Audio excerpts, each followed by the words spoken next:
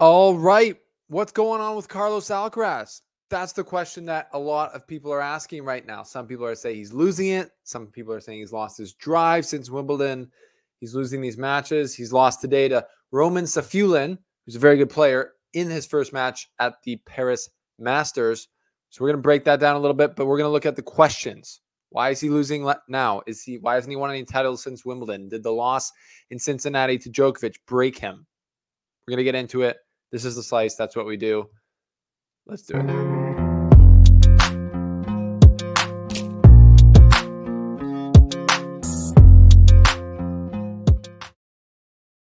All right. Welcome back to the show. I'm Stephen Boughton if you're new here. And pro tip, if you want to increase your tennis skills, abilities, and knowledge, you have to smash the subscribe button and join the Slice community. Thank you for being here. Appreciate your support as always.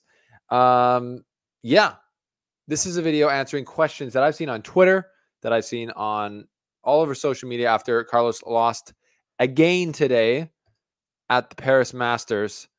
Not feeling his best physically. He said he didn't feel good out there.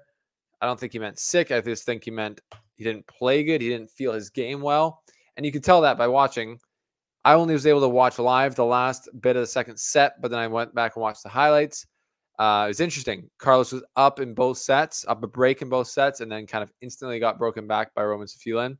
So, and if you watch the match, to me, it seems like his legs were slow. He wasn't moving two balls like he normally does. And then he said that in the press conference. He said his movement was not great. And yeah, he just didn't play a great match. On the other hand, Roman Safiullin is a great player, and he has the weapons to hurt you. He made the final of Chengdu. In Shanghai, he beat Andy Murray, and then Zverev, he beat Zverev 6-3, 6-1. So he can beat guys. He has the power to do that. We saw him get up 2 sets to love of Tommy Paul. I believe that was the U.S. Open, and then he's one of those guys that can take the racket out of your hand with his power and with his ability to hit through the court.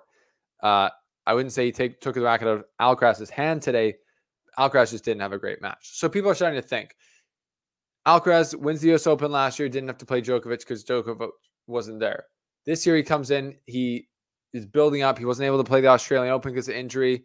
Then he comes up to the French Open, plays Djokovic, and cramps. And we're thinking, what's happening with this guy? Right away goes back into it, wins Queens, comes to the final of Wimbledon, plays Djokovic in the final after beating Medvedev in the semifinals, after beating Rune in the quarterfinals, and then beats Djokovic to win Wimbledon. Number 1 in the world, like as high as you can get in the world. He just beat Novak Djokovic in the final of Wimbledon. So that's the peak. Is there a valley? We've seen this oftentimes with pro tennis players, including Djokovic, including others. Dominic Thiem comes to mind. When you have a huge high, sometimes there can be a bit of a letdown afterwards. Now, I don't want to prescribe things that we're seeing just because we've seen them in the past with other players. You're allowed, as Carlos Alcaraz, to lose matches on the ATP Tour still.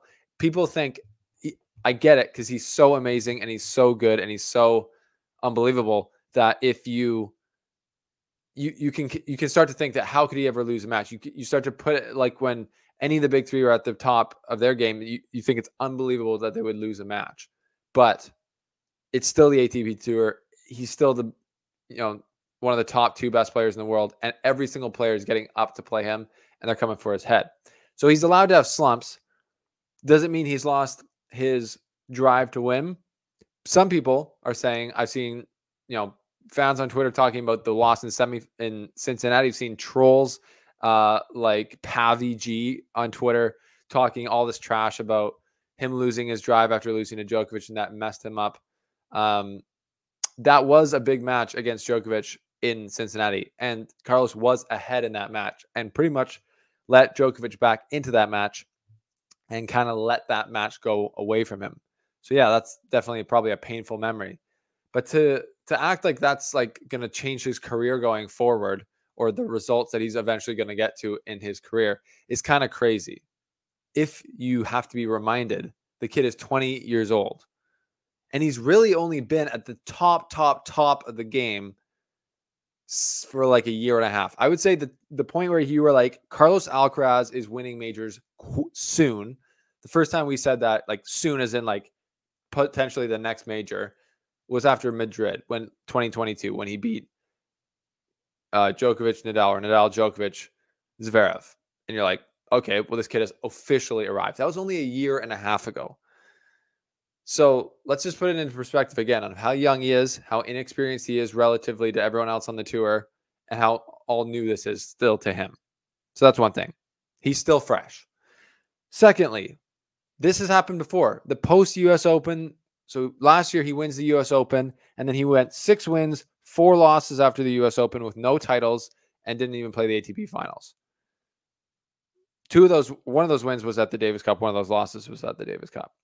2023, after Wimbledon, he's had 16 match wins, 6 losses, no titles, but he has had, like, he made the semifinals of the US Open, lost to Daniil Medvedev, major champion, who has, who played one of the best matches of his career. So for anyone who's out there pressing the panic button on Alcaraz, just relax. Just relax. It's going to be okay. And to be fair, he's really kind of slumped. If you're going to say he's been in poor form, it's been after the US Open. So the post-US Open slump is normal. He had it last year after winning it, and a lot of players have had it. You've seen Djokovic have it. Once he secures the year-end title or the year-end number 1 before, I'm thinking 2020, he's pretty much mailed it in the rest of the year sometimes. Like, guys have slumps. The season is long, and players can't keep up the level that they have, especially when you get to the levels that Alcaraz does all year long. So that's another thing. And for him, like I said, dips have been the norm. He's been injured a bunch in his young career. He plays so physically, and he's grown so much in the last 2 years that his body is changing, tweaking. He's not always feeling the best, and he's human. He's allowed to lose. So I'd say dips are normal for him at this point in his career. Fitness on the ATP Tour is like a compounding thing. So it's like, as your career goes on, you get fitter, more resilient for longer. That's what I've heard. You're saying, why can Djokovic and Federer play with these guys and Nadal play with these guys at such an old age? It's because for 25 years, they've been in peak physical shape, and year over year over year, the physicality of the tour makes them stronger and more resilient, in my opinion.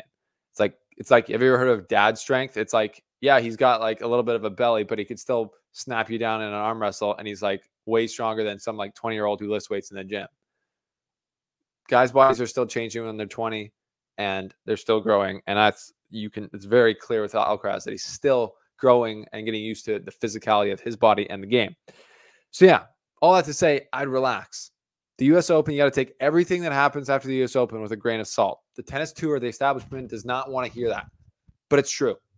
It's true. So let's wait and see what he does at the Australian Open. And he's going to play, hopefully, in the ATP finals. I don't see him being injured. I see him being physically fine. He has played a bad match today, played a good opponent. He's going to play the ATP finals, and then he's going to play the Australian Open, and then life's going to go on. Then he'll be in his 21st year as an ATP Tour player. So remember back when Djokovic won his first major, 2008. His next one didn't come till 2011, I believe. So it's normal for people to get there and then have to figure it out once they get there. Alcaraz has won 2 majors. He's been number 1 in the world for a bunch of weeks, and he could quit right now and have a better career than literally everyone else on tour except for Djokovic, Wawrinka, and Murray. Facts or no? That's a fact.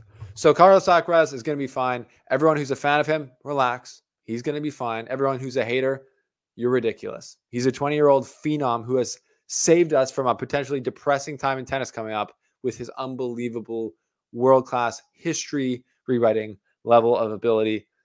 And we just need to appreciate that and give the kid some slack. Anyways, that's the slice.